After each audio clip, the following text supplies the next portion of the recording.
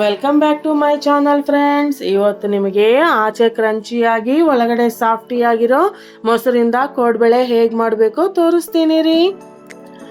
ಒಂದು ಬಟ್ಲಲ್ಲಿ 2 ಲೋಟ ಮೊಸರು ಹಾಕ್ಕೊಳ್ಳಿ. ನಾನು ಈ ಲೋಟ ತಗೊಂಡಿದ್ದೀನಿ ರೀ. ಇದನ್ನ ಚೆನ್ನಾಗಿ ಮಿಕ್ಸ್ ಮಾಡ್ಕೊಳ್ಳಿ. ನೋಡಿ ಎಷ್ಟು ಕ್ರೀಮಿಯಾಗಿ ಕಾಣಿಸ್ತಾ ಇದೆ ಅಲ್ವಾ. ಈಗ ಅದರಲ್ಲೇ 4 ಲೋಟ ನೀರು ಹಾಕಿ, 4 ಸ್ಪೂನ್ ಖಾರ ಹಾಕಿ,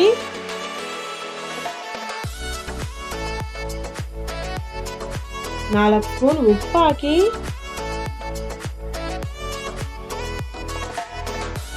ಸ್ವಲ್ಪ ಕೊತ್ತಂಬರಿ ಹಾಕಿ, 1 ಸ್ಪೂನ್ ಜೀರಿಗೆ ಹಾಕಿ, ಇದು ಚೆನ್ನಾಗಿ ಕುದಿಯುವಾಗ 3 ಲೋಟ ಅಕ್ಕಿ ಹಿಟ್ಟು ಹಾಕಿ. ಹಿಟ್ಟು ಹಾಕಿದ್ಮೇಲೆ ಸಿಮ್ಮಲ್ಲಿಟ್ಟು ಅರ್ಧ ಗಂಟೆ ಬೇಯಿಸ್ಕೋಬೇಕು ರೀ. ಸ್ಟವ್ ಆಫ್ ಮಾಡಿದ್ಮೇಲೆ ಈ ತರ ಎಲ್ಲ ಚೆನ್ನಾಗಿ ಕಲಿಸ್ಕೊಳ್ಳಿ. ಒಂದು ಕವರ್ ತಗೊಳ್ಳಿ. ಹಿಟ್ಟು ಚೆನ್ನಾಗಿ ತಣ್ಣಗಾದ್ಮೇಲೆ ಕವರ್ಗೆ ಹಾಕಿ ಈ ತರ ಚೆನ್ನಾಗಿ ನಾದ್ಕೊಳ್ಳಿ. ನೋಡಿ ಸ್ವಲ್ಪನೂ ಎಣ್ಣೆ ಬೇಕಾಗಿಲ್ಲ, ಕೈಗೆ ಹಿಟ್ಟು ಅಂಟ್ಕೊಳ್ಳೋದು ಇಲ್ಲ ರೀ. ನೋಡಿ ಈ ತರ ಈಸಿಯಾಗಿ ನಾದ್ಕೋಬಹುದು ರೀ. ಆದ್ರೆ ಹಿಟ್ಟು ಚೆನ್ನಾಗಿ ತಣ್ಣಗಾಗ್ಬೇಕು. ಸ್ವಲ್ಪ ಎಣ್ಣೆ ಹಚ್ಕೊಳ್ಳಿ, ಸ್ವಲ್ಪ ಹಿಟ್ಟು ತಗೊಳ್ಳಿ, ಈ ತರ ಉಂಡೆ ಮಾಡ್ಕೊಳ್ಳಿ.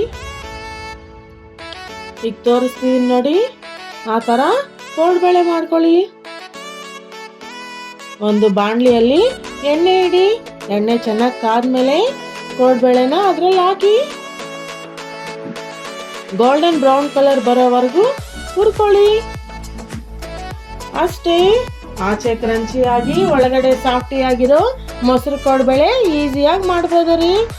ತುಂಬಾ ಚೆನ್ನಾಗಿರತ್ತೆ. ನೀವು ಒಂದ್ಸಲ ಟ್ರೈ ಮಾಡಿ. ಇಷ್ಟ ಆದ್ರೆ please like, share, comment and subscribe.